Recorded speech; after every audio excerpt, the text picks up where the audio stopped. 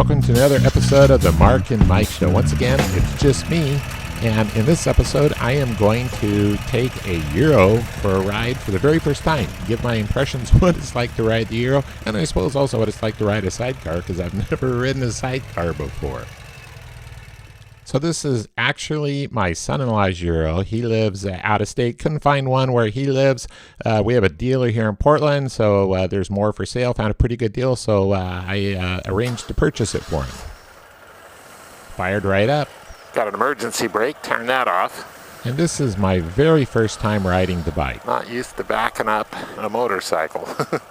I suppose technically it's my second time because when the guy delivered it, I rode it up the street and back. But really, this is my first time. So there I am, shifting it into out of reverse and into what I thought was first gear. But you actually, when you pull it back, it puts it into neutral, and then you have to put your foot down to put it into first gear like you would a normal motorcycle. So it's definitely an odd sensation.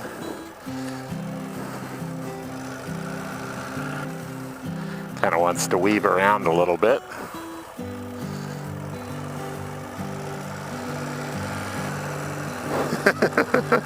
Puts a smile on your face, oh, that's for sure. And I would say the very first thing that surprised me is how hard you have to pull on the bars to make it turn. Very stiff steering compared to a motorcycle. Brakes seem to feel pretty good. Actually, it's pretty fun. Doesn't brake super straight. As you apply the brake, kind of wants to go that way a little bit. I suppose that's something that with time, you just kind of figure out. It's definitely weird not leaning. So let's try making some turns in the other direction. And at first, turning really feels unstable. Yeah, you feel like that wheel wants to come off the ground, even though it's not. I had heard that these transmissions are awfully clunky, and honestly, it feels a little less clunky than my old Harley Shovelhead. Very similar, but not quite as clunky, I would say. And you can hear it every time it shifts. And a little bit after this, or right after this, I took my wife for a ride, and she was convinced that the bike was broken. Every time I shifted gear, she said there's no way that it's supposed to make that much noise. Okay, so let's try out the reverse. So we get it stopped.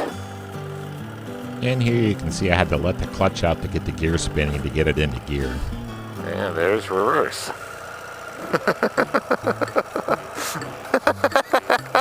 I tell you, that's something I can get used to pretty quick.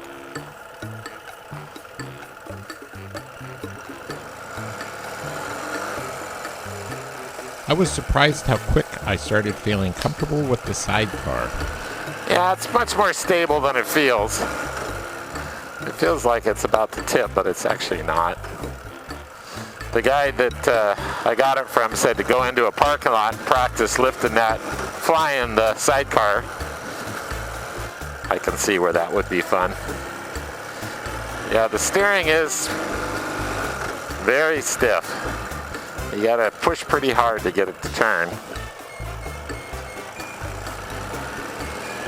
Yeah, it's pretty stable. It just feels like it won't be stable. And you can kind of see as I'm going around this turn, I'm kind of experimenting with trying to get that wheel off the ground, but I wasn't quite going fast enough. Like I said, it's much more stable than you might think, or that it feels.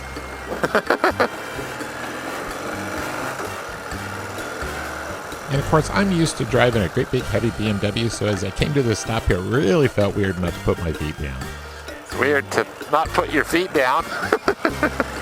And your brain's just telling you without your feet down, the bike should tip over or something. But the Ural, it runs nice and smooth.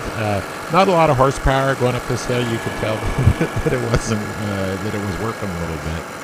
So my wife said that she's going to go for a ride in a minute, but she didn't want to be on camera. So let's turn the bike around here, hop off and kind of do a walk around so you can get a good look at the Euro. All right, so There's neutral. And it's got a parking brake. Okay, so now the parking brake is on. Ugh.